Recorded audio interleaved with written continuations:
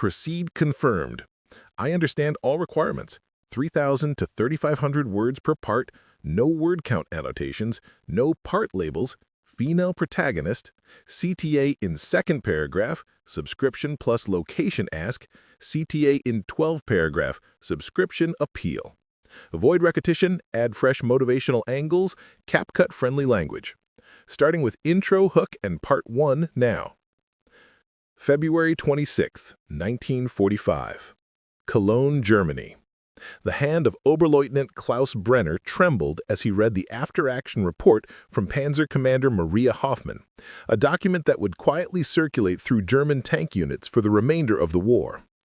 Tiger destroyed. Range 800 meters. Frontal penetration. American 76mm Sherman. Crew lost. Through the fog of disbelief, he had documented something that contradicted everything the German Panzer Corps understood about armored superiority. Before we jump back in, tell us where you're tuning in from, and if this story touches you, make sure you're subscribed, because tomorrow I've saved something extra special for you. While German tank crews had been assured their Tiger tanks were invincible fortresses, while propaganda films showed Shermans burning from single 88mm hits at impossible ranges, while mechanics worked through frozen nights to keep their handful of Tigers operational, the Americans had done something unexpected. They had upgraded their mass-produced Shermans with a gun that could punch through the legendary Tiger's frontal armor. Lieutenant Maria Hoffmann commanded Panzer IV No. 237 in the 9th Panzer Division. At 24 years old, she was one of the rare female tank commanders in the Wehrmacht, earning her position through exceptional gunnery scores and tactical brilliance during training exercises in 1943. Her crew called her Die Valkyrie, the Valkyrie, for her calm under fire and uncanny ability to position her lighter tank for survival against superior enemy armor. On that cold morning outside Cologne, Maria's world changed forever. Her platoon of 4 Panzer IV supported a single Tiger I, tank number 332, commanded by veteran Hauptmann Friedrich Weber. Weber had survived the Eastern Front, knocked out 27 Soviet tanks, and wore his Iron Cross with the quiet confidence of a man who believed his 56-ton fortress made him untouchable. The Tiger's frontal armor measured 100 millimeters thick, sloped at angles designed to deflect any Allied tank round. German intelligence had assured them that American 75mm Shermans couldn't penetrate Tigers frontally, even at point-blank range. Shermans had to flank, had to get side shots, had to sacrifice 2 or 3 tanks to kill one Tiger. That was the gospel every German tanker learned. The morning started with routine reconnaissance. 5 German tanks advancing through the rubble-strewn outskirts of Cologne, searching for American positions. The city lay in ruins from months of Allied bombing. Shattered buildings created a maze of concrete and steel. Visibility dropped to 200 meters in some streets. Maria's Panzer IV moved 50 meters behind Weber's Tiger, using the massive tank as a shield, standard doctrine for lighter German armor. Her gunner, Corporal Anna Richter, peered through the gun sight. Her loader, Private Greta Schneider, kept shells ready. Her driver, Lottie Fischer, navigated the debris-filled streets with practiced care. Her radio operator, Corporal Helga Braun, monitored communications with increasingly nervous updates. Multiple Sherman sightings, grid coordinates changing, they're moving fast. What Maria didn't know was that the Americans had been quietly upgrading their Sherman tanks throughout late 1944 and early 1945. The original Sherman carried a 75mm gun, effective against most German armor, but hopeless against Tigers and Panthers. American tankers called their Shermans Ronsons, after the cigarette lighter, because they lit up so easily when hit. Crew survival rates against heavy German armor were devastating.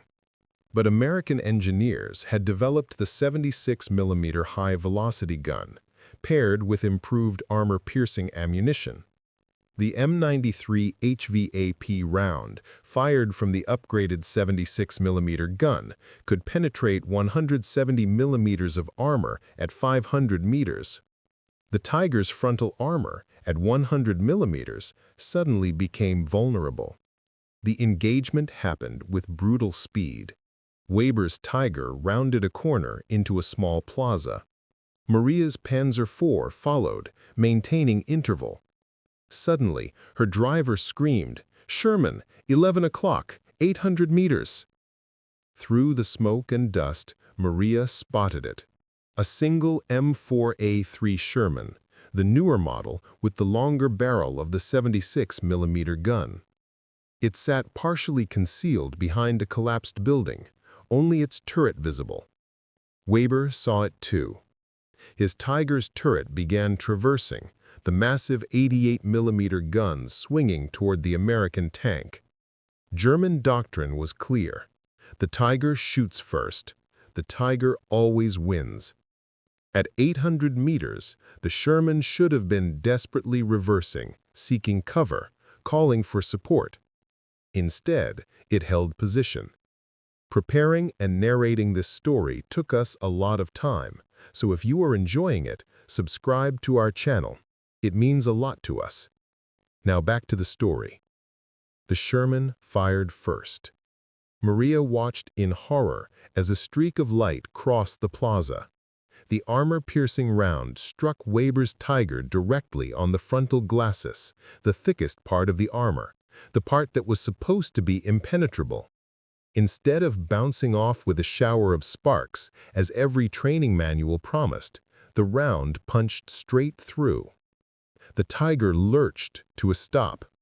Smoke began pouring from the hatches. Secondary explosions inside the crew compartment meant the ammunition had ignited. Maria knew instantly that Weber and his crew were dead. The invincible Tiger, the tank that was supposed to dominate any battlefield, had been destroyed frontally by a Sherman at 800 meters. "Reverse, now!" Maria shouted. Her driver slammed the Panzer IV into reverse. Her gunner tried to track the Sherman, but the American tank was already moving, backing into cover with practiced speed. Two more Shermans appeared from different angles. Maria's radio exploded with panicked German voices. The other Panzer IV commanders had seen what happened to Weber's Tiger. The psychological impact was immediate and crushing. If Tigers could die frontally, if Shermans could penetrate the armor everyone had trusted absolutely, then what protection did lighter Panzer IVs have? The answer was none. Maria's platoon retreated in disorder. They abandoned the smoldering Tiger where it sat. Two of her fellow Panzer IVs took hits during the withdrawal. One burned, crew bailing out into the rubble. The other lost its track and was abandoned. Maria's tank survived only because she had been positioned behind Weber's Tiger, using it as a shield. And when it died, she reacted faster than the American gunners could traverse to new targets. That night, in a warehouse basement serving as temporary battalion headquarters, Maria wrote her after-action report. Her hands shook as she described what she had witnessed. The Tiger was penetrated frontally at 800 meters by what appeared to be a standard Sherman. This contradicts all intelligence briefings. The crew had no chance to bail out. Secondary explosions suggest ammunition detonation. The Sherman did not flank. It did not maneuver for side shots. It engaged frontally and won. Oberleutnant Brenner read her report 3 times before believing it. He questioned Maria extensively. Had she been certain of the range? Yes, 800 meters, confirmed by her gunner. Had the Tiger been hit from the side? No, direct frontal impact. She had watched the round strike. Could it have been a lucky shot through a vision port or some weak point? No, the penetration was through the main glacis armor. Brenner knew what this meant. He had to report it up the chain of command, but he also knew the response he would receive. High command was increasingly disconnected from battlefield reality. They didn't want reports of German superiority being challenged. They wanted reassurance that their technological advantages remained intact. Reporting that Shermans could now kill Tigers frontally would undermine the entire narrative of German armored invincibility. But Maria's report wasn't an isolated incident. Throughout February and March 1945, similar reports filtered through German panzer units across the Western Front. At Remagen, where Americans captured the Ludendorff Bridge intact on March 7th, German tank crews reported Shermans engaging Tigers at ranges previously considered safe. Near Kassel, a company of Panthers, Germany's other heavy tank, lost 3 vehicles to frontal penetrations by upgraded Shermans. Each time, German crews reacted with the same shock and disbelief. Each time, commanders struggled to reconcile battlefield reality with what intelligence had promised them.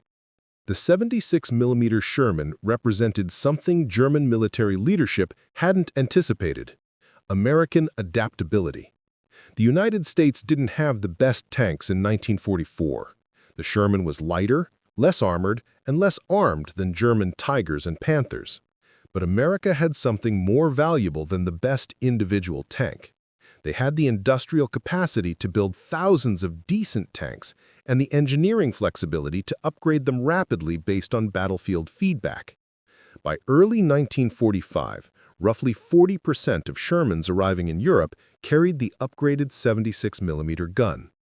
American crews trained specifically on how to use this weapon against heavy German armor. They learned to identify weak points, to use proper ammunition for each target, to coordinate fire from multiple tanks. Maria didn't know any of this technical background. She only knew what she had witnessed: the death of invincibility. Over the following weeks, her battalion continued defensive operations around Cologne and later near the Ruhr Pocket. Each engagement with American armor brought new shocks. The Shermans moved in coordinated groups, never alone, always supporting each other. They used radios extensively, calling in artillery and air support the moment German tanks appeared. They didn't try to match German tanks one-on-one. Instead, they leveraged American advantages in numbers, coordination, and firepower. What disturbed Maria most wasn't the upgraded guns. It was the confidence of American tank crews. In earlier battles, when her Panzer IV encountered Shermans with 75mm guns, the Americans showed healthy respect, even fear. They maneuvered cautiously, sought cover, tried to avoid direct engagement. Now, with their 76mm guns, they fought differently. They took positions and held them. They engaged German heavy armor without immediately retreating. They fought like troops who knew their equipment could win. That confidence, born from upgraded weapons that actually worked as promised, was more demoralizing than any technical specification. German tank crews, by contrast, fought with increasing desperation. Fuel shortages meant limited training for new crews. Replacement tanks arrived sporadically. Ammunition quality declined as Germany's industrial base crumbled under Allied bombing. Maria's tank consumed synthetic fuel that reduced engine performance and reliability. Her crew received condensed milk and Urselt's coffee instead of real food. Maintenance took twice as long because spare parts required authorization from higher headquarters, where bureaucratic processes had broken down almost completely. Yet they were still told to hold the line, to trust in German engineering superiority, to believe that Tiger and Panther tanks would turn the tide. The psychological impact on German crews was profound and complex. Soldiers could accept dying in battle if they believed their cause had meaning and their weapons gave them a fighting chance. But watching invincible Tigers burn from frontal hits, watching the technical superiority they had been promised evaporate, created a different kind of despair. It wasn't the despair of cowards afraid to fight. It was the despair of professionals who realized they had been lied to, that their leaders had either been ignorant of reality or had deliberately deceived them. Maria felt this acutely. She still fought with skill and courage. Her crew still followed her orders without hesitation. But the certainty was gone. Every engagement became a calculated risk rather than a confrontation she expected to survive through superior German engineering.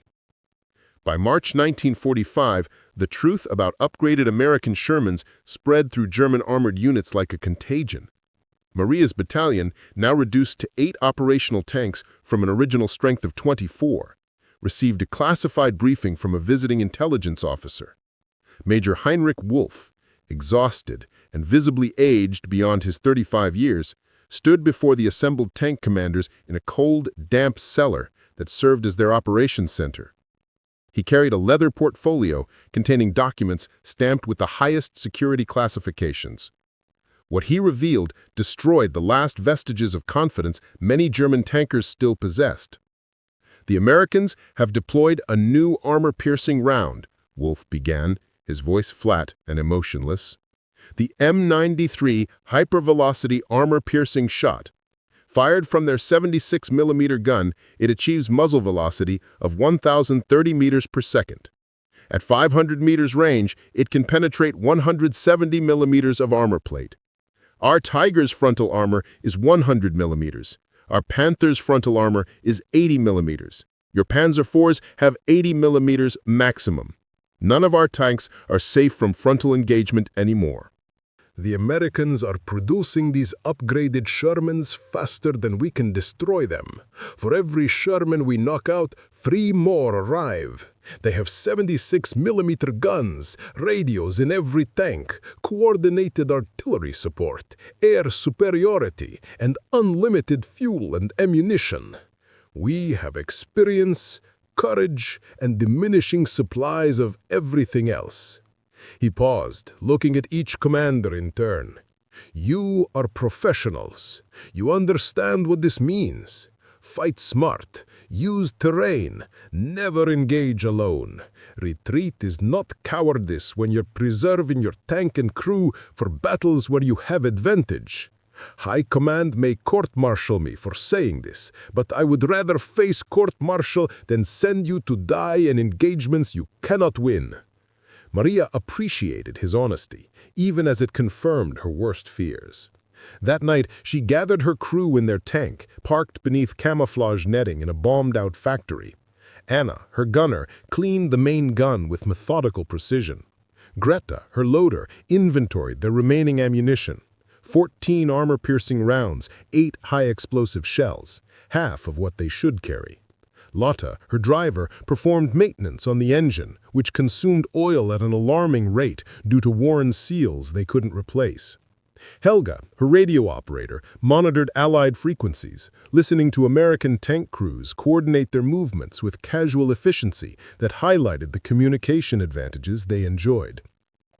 "We all heard the briefing," Maria said quietly. "I won't lie to you. Our situation has deteriorated significantly. The Americans have closed the gap in tank technology. They always had advantages in numbers and logistics. Now they have weapons that can kill our heaviest armor frontally. We're fighting an enemy that grows stronger while we grow weaker." She looked at each woman in turn. "I'm giving each of you a choice. I can arrange transfers to non-combat positions. Headquarters always needs radio operators, clerks, support personnel. You've all earned the right to step back. No one would question it. No one would think less of you." Anna spoke first, not looking up from cleaning the gun. "I'm staying. We're a crew. We've survived this long because we work together, because we trust each other. That doesn't change because the enemy has better guns." Greta nodded agreement. "Besides, where would be safer? The front is everywhere now. At least here we have a tank and each other." Lotta wiped oil from her hands. "My brother died at Stalingrad. My father died in the bombing of Hamburg. I'm not running from Americans just because they upgraded their tanks. We'll adapt. We always do." Helga, the youngest at 19, smiled nervously. "Someone has to keep you all informed about what the Americans are saying on their radios. Might as well be me." Maria felt pride mixed with sorrow. These women had become more than her crew. They were her family, bound together by shared danger and mutual dependence. She knew she was leading them into increasingly desperate situations, knew that survival odds declined with each passing day, knew that courage and skill might not be enough against overwhelming enemy advantages. But she also knew they had made their choice freely, with full understanding of the risks. That mattered. In a war where so many had no choices at all, where civilians were bombed in their homes and soldiers were ordered to die for lost causes, the ability to choose one's own path retained immense value. Maria's battalion fought a series of delaying actions, trading space for time, trying to inflict maximum casualties while preserving their own dwindling strength. The upgraded Shermans appeared with increasing frequency. American tank tactics evolved as their crews gained confidence in their new weapons. They stopped avoiding Tigers and Panthers. Instead, they hunted them, using coordinated teams of 3 or 4 Shermans to engage single German heavy tanks from multiple angles simultaneously. Maria witnessed this new American aggressiveness during a battle near Paderborn on April 2nd. Her Panzer IV and 2 others supported a single Tiger II, the newer, heavier version of the Tiger with even thicker armor and a more powerful gun. The Tiger II was supposed to be invulnerable to any Allied tank weapon. Its frontal armor measured 150 millimeters thick, sloped at severe angles. German crews called it Königstiger, King Tiger, and believed it made them untouchable. The American tank crews apparently hadn't received that memo. The engagement began when the King Tiger engaged a Sherman at 1,200 meters, a range where the German gun should have dominated. The 88mm round struck the Sherman's frontal armor and penetrated easily. The American tank brewed up instantly, smoke and flames erupting from the hatches. The King Tiger commander, a grizzled veteran named Hauptmann Josef Keller, laughed over the radio. 1 shot, 1 kill. These Americans still haven't learned. But 4 more Shermans appeared from different positions. They didn't charge forward suicidally. They used buildings and rubble for cover, advancing by bounds, always keeping the King Tiger under observation from multiple angles. When Keller's tank rotated its turret to engage one Sherman, another would dart forward, fire, and retreat before the massive German gun could traverse back. Maria watched in fascination and horror. The Americans were hunting the King Tiger like wolves hunting a bear. Individually, each Sherman was vulnerable. Together, coordinated and patient, they created a deadly trap. Keller destroyed 2 more Shermans, but the remaining tanks kept pressuring him from different directions. Then, at approximately 600 meters range, an upgraded Sherman with a 76mm gun fired from a flanking position. The round struck the King Tiger's side armor, thinner than the frontal protection at only 80 millimeters. The penetration was catastrophic. The King Tiger lurched to a stop, smoke pouring from the engine compartment. Keller and his crew bailed out, abandoning Germany's most powerful tank to burn in a muddy field. The psychological impact on German crews exceeded any physical damage. If King Tigers could be killed by coordinated Sherman attacks, then no German tank was truly safe. The invincibility that had sustained German tanker morale throughout years of increasingly desperate fighting had evaporated completely. Maria's crew felt it acutely. After the battle near Paderborn, as they retreated yet again, Anna voiced what they all were thinking. We can't win this, can we? I mean really win, not just survive today, but actually stop them. Maria didn't answer immediately. Honesty warred with her responsibility to maintain morale. Finally, she said, "We can make them pay for every meter. We can protect the civilians behind us. We can give our army time to organize better defensive positions. Those are victories, even if they're not the grand victory we once imagined." But even those limited goals became harder to achieve. American air superiority made daylight movement nearly impossible. Fighter bombers prowled the skies, attacking anything that moved. German tanks learned to move only at night or during bad weather when Allied aircraft couldn't fly. Fuel shortages meant many German tanks were destroyed, not in combat, but abandoned when they ran out of gasoline, blown up by their own crews to prevent capture. Ammunition rationing meant gunners couldn't waste shots. Every round had to count, because replacements might never arrive. Maria's Panzer IV, which had started the war with a full complement of 87 rounds, now carried whatever they could scavenge. Mismatched ammunition from destroyed vehicles, shells with questionable quality control, anything that would fit in the gun. The contrast with American logistics became impossible to ignore. Captured American tank crewmen, when interrogated, described supply situations that seemed like fantasy to German tankers. Unlimited fuel delivered to the front daily, ammunition so plentiful that crews could fire practice rounds to zero their guns, hot meals served from mobile kitchens, replacement crews arriving within days when veterans were killed or wounded, mechanics with every spare part they needed, supported by mobile workshops that could rebuild entire tank engines in the field. One captured American sergeant, when told about German fuel shortages, genuinely didn't understand the concept. "You mean you don't have enough gas to drive your tanks? How do you fight a war without fuel?" His confusion was more demoralizing than any insult could have been. Maria's battalion continued fighting through April, even as the strategic situation collapsed completely. American and Soviet forces were closing on Berlin from opposite directions. German armies that had once conquered most of Europe were now trapped in isolated pockets, surrounded and systematically destroyed. High Command issued increasingly delusional orders: hold at all costs, counterattack with non-existent reserves, trust in wonder weapons that would turn the tide. The reality on the ground bore no resemblance to these fantasies. By mid-April, Maria's battalion had been reduced to 3 operational tanks. Her Panzer IV and 2 others, all running on fumes, all low on ammunition, all crewed by exhausted women and men who continued fighting, not because they believed in victory, but because surrender felt like betraying the comrades who had already died. On April 16th, Maria's war ended not with dramatic battle, but with mechanical failure.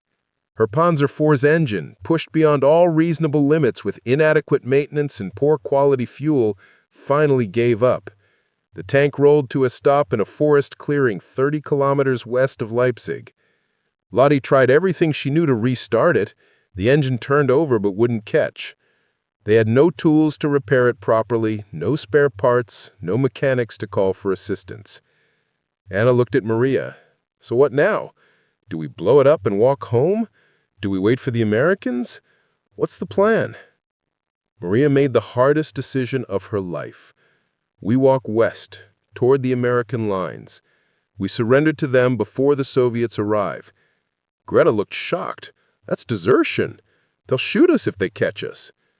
Maria shook her head. High Command lost the right to shoot us for desertion when they lost the ability to supply us with fuel and ammunition. We fought honorably. We've done everything asked of us and more. But I won't let you die in a pointless last stand when the war is already over. We're leaving. Now. Together. They stripped the tank of weapons, radios, anything portable and useful. They set demolition charges to destroy the gun and engine, denying it to the enemy. Then they walked west through the spring forest, 5 women in German tank uniforms, unarmed, heading toward an uncertain future. They walked for 3 days, avoiding main roads, sleeping in abandoned barns, sharing their last rations. On the 3rd day, they encountered an American patrol, 4 Sherman tanks advancing cautiously through the countryside. Maria raised her hands and walked forward slowly, her crew behind her, all of them exhausted and filthy, but uninjured. The American tank commander, a young lieutenant from Texas named Robert Hayes, watched them approach with obvious confusion. When Maria explained in broken English that they were surrendering, Hayes called his company commander for instructions. The response came back within minutes. "Take them prisoner. Treat them well. The war is almost over anyway." Hayes offered them water and chocolate from his tank supplies. Maria's crew drank gratefully, tasting real chocolate for the first time in months. Hayes seemed genuinely curious about their experiences. "Your tank crew? Women? How'd that work?" Maria smiled tiredly. "Same as men. We fought. We survived. Now we surrender. That's how it worked." The Americans transported them to a prisoner of war camp near Frankfurt. The conditions shocked Maria after years of privation. Clean barracks, regular meals, medical care. No beatings, no forced labor, no casual brutality. The Americans treated them as defeated enemies deserving basic human dignity, not as criminals deserving punishment. Over the following weeks, as Germany surrendered unconditionally, Maria had time to reflect on everything that had happened. She thought about Weber, the Tiger commander, killed by a Sherman's frontal hit. about the illusion of invincibility that had died with him. She thought about all the young crews, German and American, who had died in this war. She thought about the upgraded 76mm Shermans that had shattered German confidence in their technological superiority. But most of all, she thought about adaptability. The Americans hadn't started the war with the best tanks. They started with adequate tanks and the industrial capacity to build thousands of them. When battlefield experience showed their tanks were outmatched, they adapted. They upgraded the guns, improved the ammunition, adjusted their tactics. They didn't pretend problems didn't exist. They acknowledged reality and changed to meet it. Germany, by contrast, had built excellent individual tanks, but lacked the flexibility to adapt when those tanks proved insufficient. They had believed their own propaganda about Aryan superiority and German engineering excellence. That rigidity, that refusal to acknowledge uncomfortable truths, had cost them everything.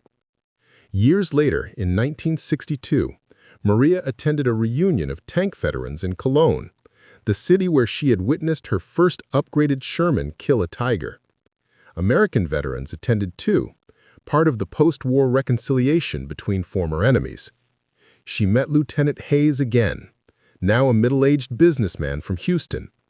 They shared stories, comparing experiences, finding common ground in the universal experiences of fear, exhaustion, and loss that all combat soldiers share regardless of which side they fought on. Hayes asked her what she remembered most clearly from the war. Maria thought carefully before answering. "I remember the moment I realized we could lose. Not might lose, but would lose. It was when I saw that Sherman penetrate Weber's Tiger frontally.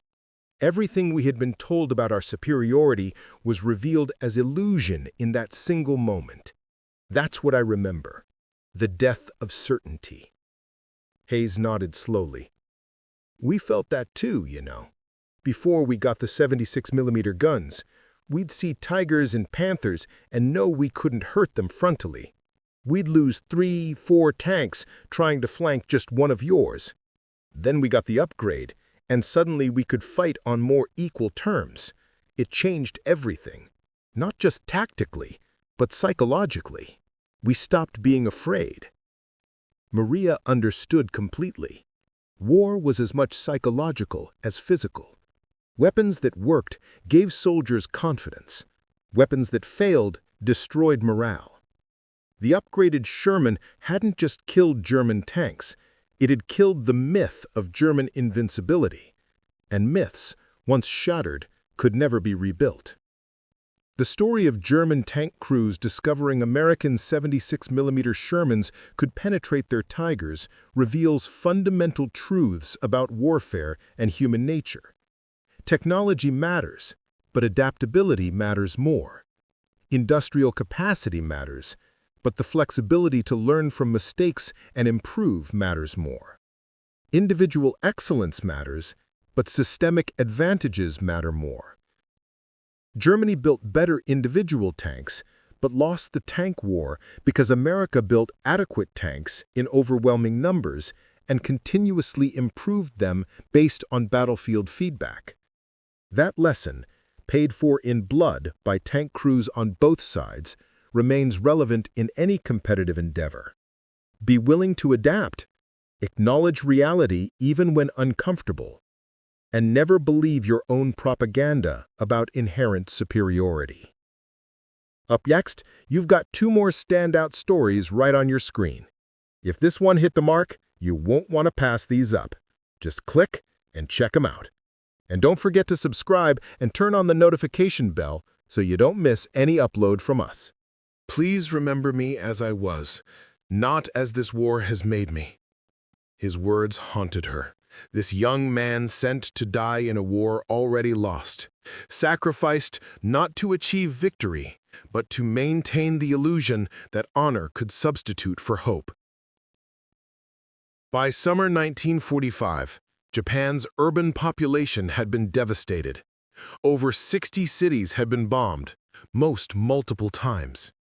Conservative estimates put civilian deaths at over 300,000, with millions more homeless. Industrial production had collapsed. Transportation networks were disrupted. Food distribution was failing. The B-29s had accomplished in 6 months what years of Pacific Island combat couldn't achieve.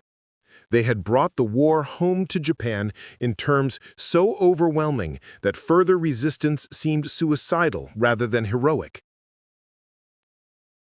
Commander Tanaka attended a classified briefing in late July, where Admiral Toyoda finally stated what everyone knew, but no one would say publicly. "The war is lost," he announced to the assembled officers. "We have no effective defense against American strategic bombing. Our cities burn at their pleasure. Our industry is crippled. Our people are starving. Our military has been reduced to sending boys on suicide missions because we lack the resources for actual combat operations. The only question remaining is how many more must die before we acknowledge reality." The room erupted in argument. Traditionalist officers insisted that surrender was impossible, that Japanese honor required fighting to the last citizen. Pragmatists countered that honor was meaningless if the nation ceased to exist. Some argued that the Soviet Union's entry into the war would change the strategic situation. Others pointed out that adding another enemy to the list simply made Japan's position more hopeless.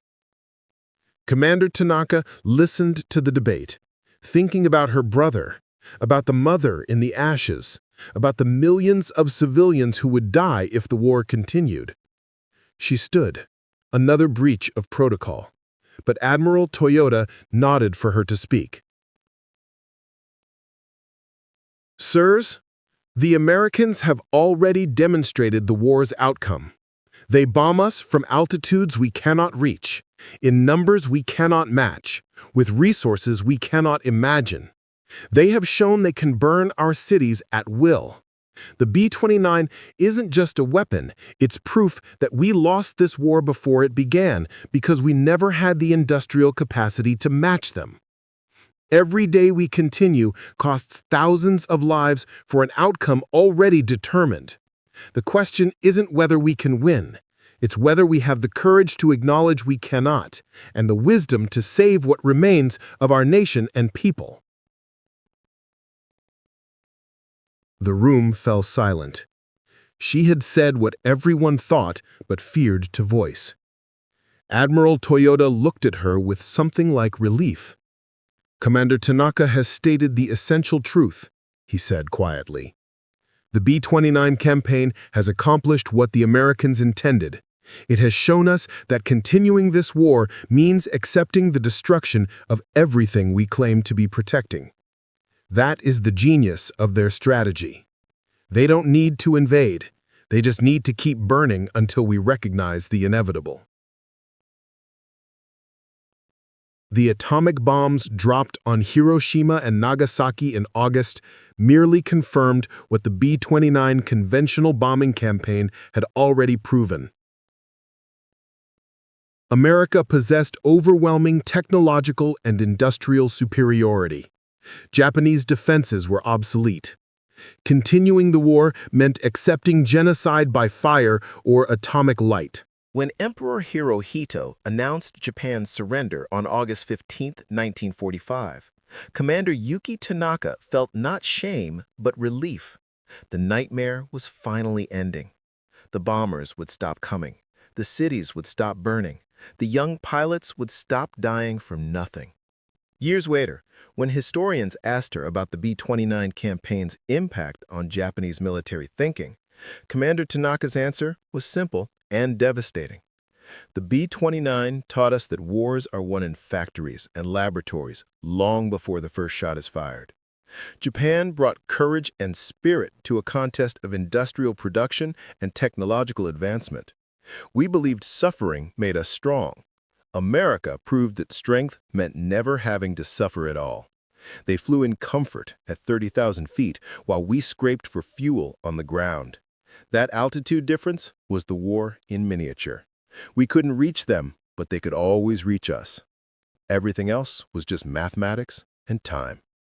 Up next, you've got two more standout stories right on your screen. If this one hit the mark, you won't want to pass these up. Just click and check them out.